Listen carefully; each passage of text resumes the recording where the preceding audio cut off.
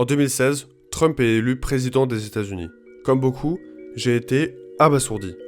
Mais ce qui m'a vraiment dérouté, c'était pas le résultat en soi. C'était pourquoi. Pourquoi j'ai cru qu'Hillary allait être élue. Je voulais savoir qu'est-ce qui m'avait fait croire ça. Alors, je me suis mis à chercher ce que j'avais loupé.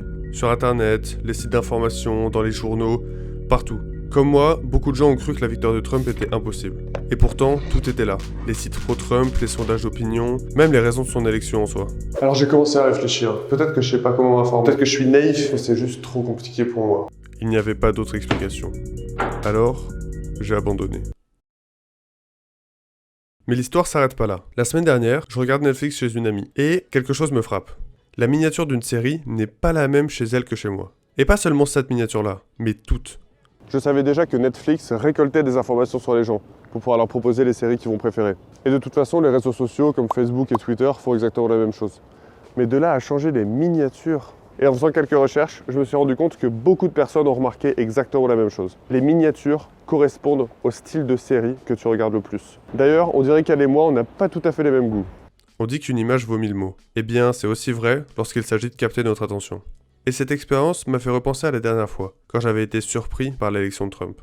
Et surtout, elle m'a fait penser à quelque chose d'autre. Les bulles de filtre. Comme Netflix, les réseaux sociaux ne te montrent que ce qui a le plus de chances de te plaire. Cette façade, c'est ta bulle de filtre. Le petit univers virtuel dans lequel tu vis. Elle est faite de tout ce que les algorithmes savent de toi, pour optimiser ce qui t'est proposé sur Facebook, choisir tes suggestions sur YouTube, ou compléter automatiquement tes recherches Google.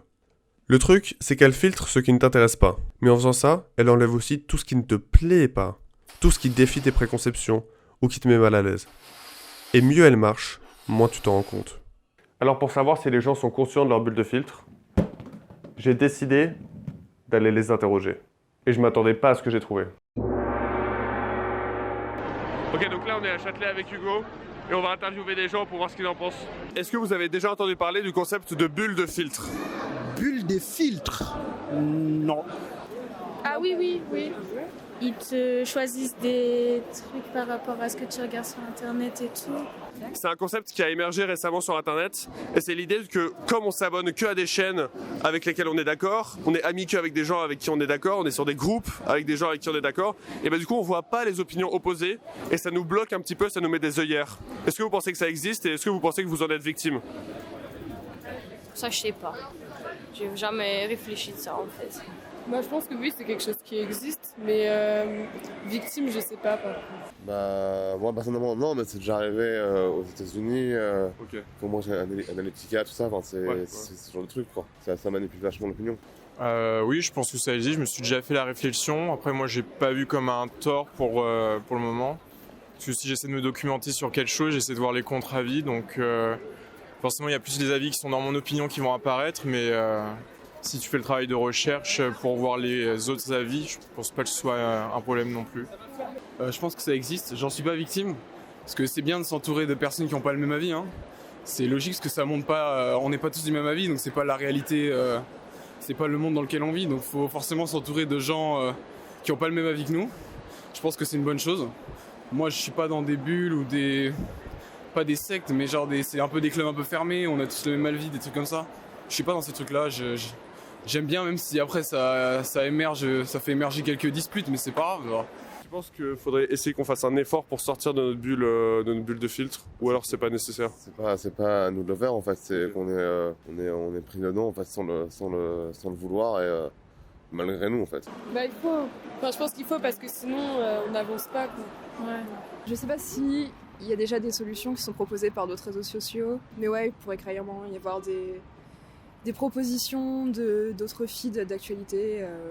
C'est difficile de forcer les gens à faire un travail de recherche en général. Est-ce que c'est de la faute des gens ou aussi de l'algorithme ? De l'algorithme aussi. Ouais, les deux, je pense. Ouais, les deux. Mais une solution. Bah, une solution, ouvrez-vous, je sais pas, moi. Regardez. En fait, on peut pas forcer les gens à s'ouvrir, donc c'est compliqué. Je pense que c'est un mélange des deux, clairement. Ok, est-ce que tu penses qu'en moyenne, les personnes, du coup, ne voient pas les opinions opposées ? Je pense que oui, c'est la majorité qui sont comme ça malheureusement. Okay. Je pense que oui. Hein. Il doit y avoir des groupes comme ça sûrement. Mais bon, après, si ça leur va, mais c'est dommage parce que c'est pas la réalité en fait. Je pense que c'est un bon principe de proposer que des choses qu'on veut voir, au lieu de nous suggérer tout ce que... bon, après, ça engendre aussi la publicité, parce qu'en nos jours, quand tu parles de quelque chose et que tu as ton téléphone en main, bientôt tu peux avoir la pub. On dirait que les gens ont des opinions assez diverses. Mais souvent, ils ont l'air de penser que la bulle de filtre touche surtout les autres, et pas beaucoup eux-mêmes. Alors, voyons s'ils ont raison, ou si leur bulle de filtre fait tellement bien son travail qu'ils ne s'en rendent même pas compte. Pour savoir à quel point ces bulles sont fortes en réalité, j'ai cherché partout sur internet, et même dans un livre sur le sujet. Mais je trouvais aucun test qui montrait vraiment clairement la bulle en action. Alors, j'ai décidé de mettre en place ma propre petite expérience.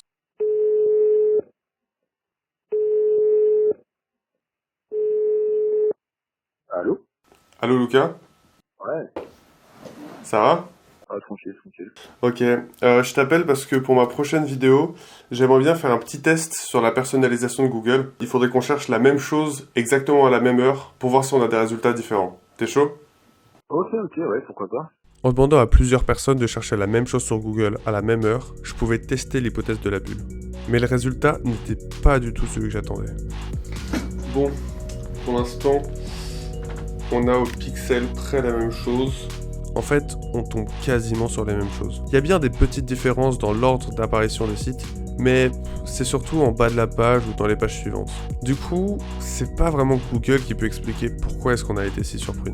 Mais alors, qu'en est-il de Facebook?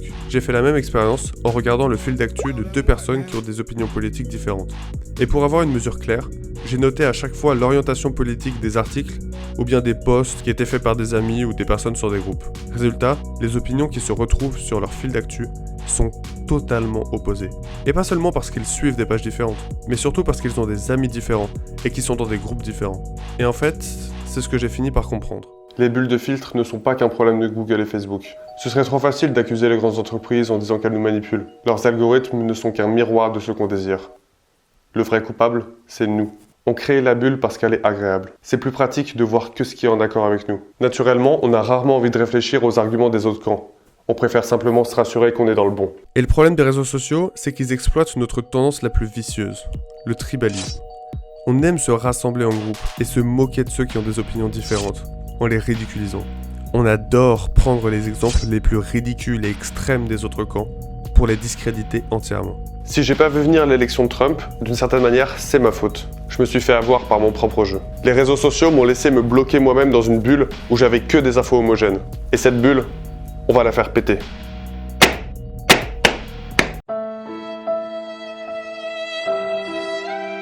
Alors si tu veux faire la même chose, c'est simple. 3 méthodes. 1. Abonne-toi à des pages différentes. Fais en sorte que ton fil d'actualité soit le plus divers possible. Abonne-toi à n'importe qui n'est pas d'accord avec toi, qu'il soit extrême ou modéré. Tu peux aussi lire des articles sur des journaux qui donnent les deux points de vue côte à côte, comme Le Dranche. 2. Deuxième méthode, désactive la personnalisation sur Google. Même si, comme on vient de le voir, l'ordre d'apparition des sites n'est pas très différent, en réalité il varie un petit peu. Et pour être sûr que ça ne s'amplifie pas ou ça ne biaise pas ce que tu vois, tu peux demander à Google d'arrêter de faire ça. Et la troisième méthode, c'est quoi déjà la troisième méthode? Abonne-toi. J'espère que vous avez aimé la vidéo, donc n'hésitez pas à me dire ce que vous en avez pensé dans les commentaires. Et comme d'habitude, on s'abonne, la cloche, on like, parce que c'est comme ça que YouTube détermine les meilleures vidéos, et on partage. Allez, à la semaine prochaine. Ou peut-être celle d'après en fait.